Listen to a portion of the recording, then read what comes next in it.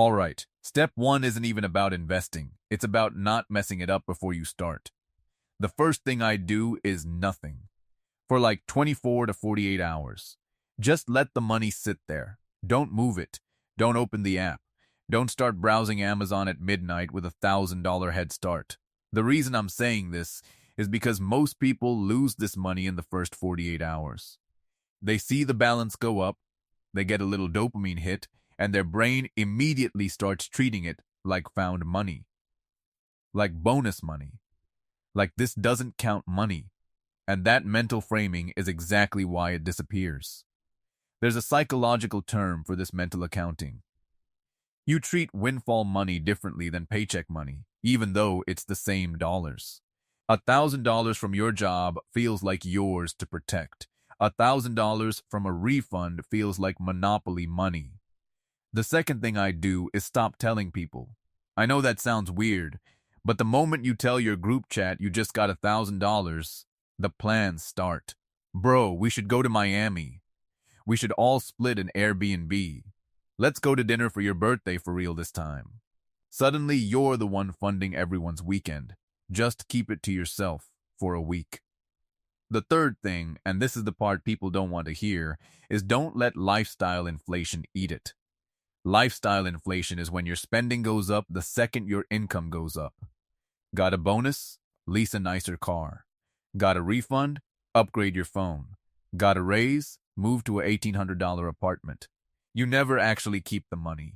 You just keep moving the goalpost. So before you do anything strategic, protect the money from you. Leave it in checking. Don't touch it. Give yourself 1 week to think. That alone puts you ahead of like 70% of people who get a windfall. This isn't exciting. This is the unsexy chapter. But if you skip it, none of the next steps even matter. Chapter 2, the order of operations for $1,000. Okay, so you've waited a week. The money's still there. Now what? Now we follow the order of operations. This is the framework I wish someone had handed me when I was 22.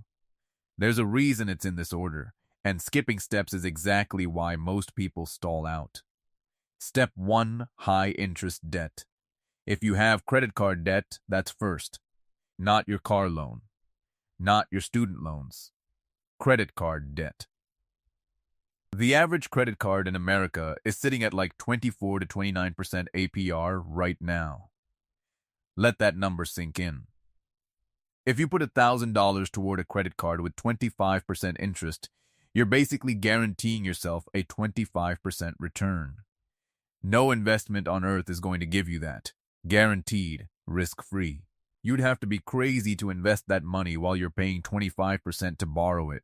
So if you've got a balance sitting on a credit card at 22%, 25%, 28% APR, that $1,000 goes straight to that balance. Don't even think about it. Don't invest yet. Don't save yet. Kill the high-interest debt first. Step 2, emergency fund. If you don't have high-interest debt, or you've got it handled, the next move is a starter emergency fund. $1,000 is the perfect amount for this. The classic recommendation is 1 month of essential expenses, but if you're starting from literally zero, even $500 to $1,000 in a high-yield savings account is a massive upgrade over zero. A high-yield savings account, by the way, is just a savings account that pays you way more interest.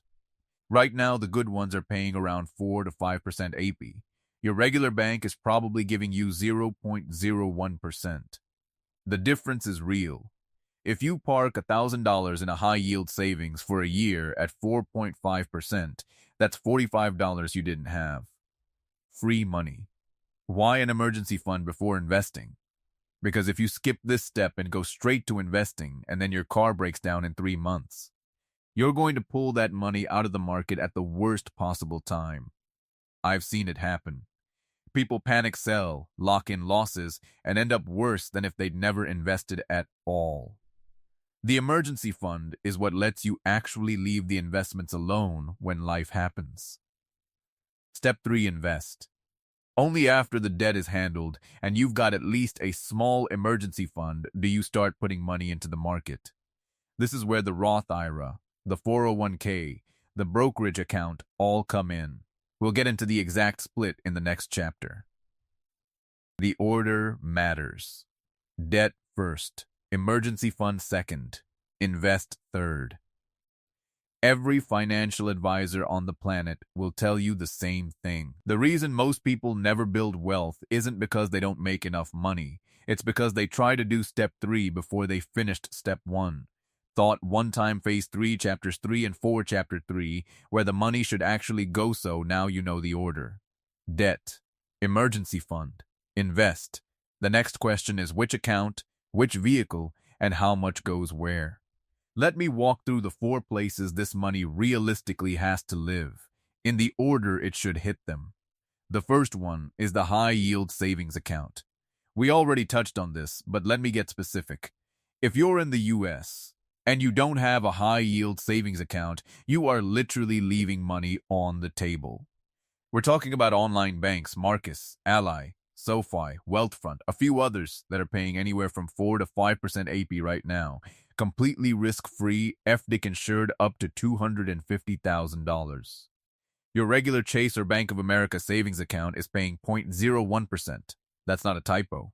The difference between 4.5% and 0.01% on $1,000 over a year is $45 versus 10 cents.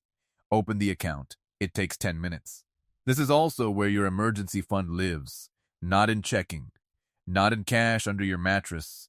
Not in a brokerage account where you might be tempted to just borrow from it real quick. High-yield savings. Separate.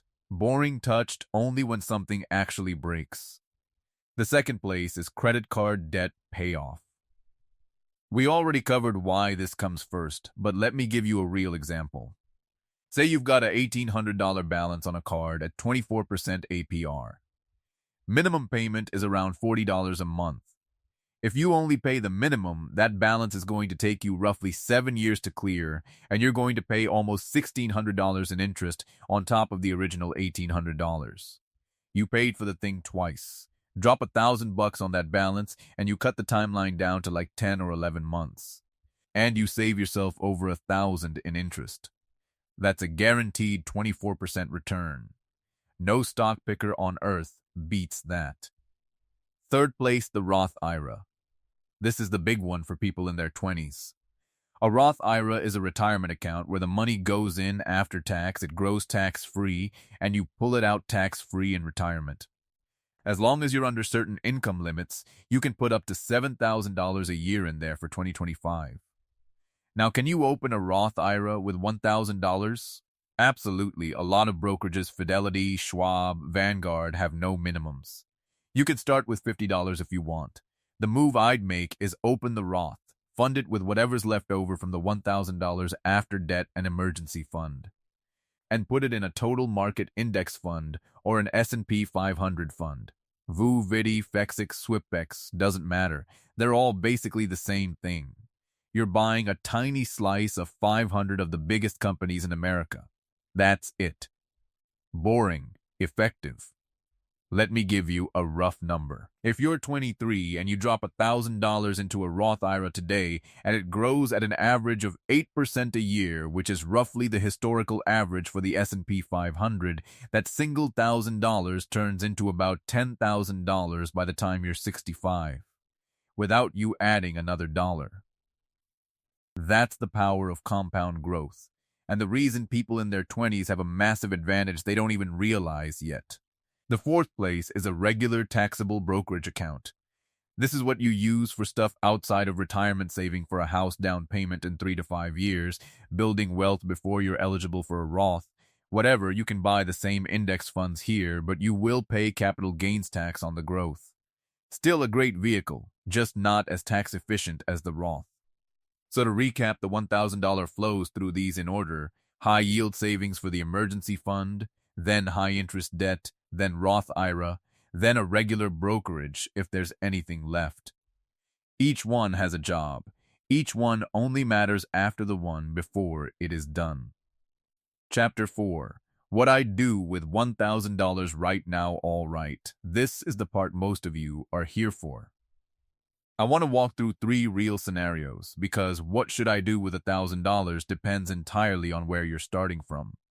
The answer for someone with $8,000 in credit card debt is not the same as the answer for someone who's debt-free and already has an emergency fund.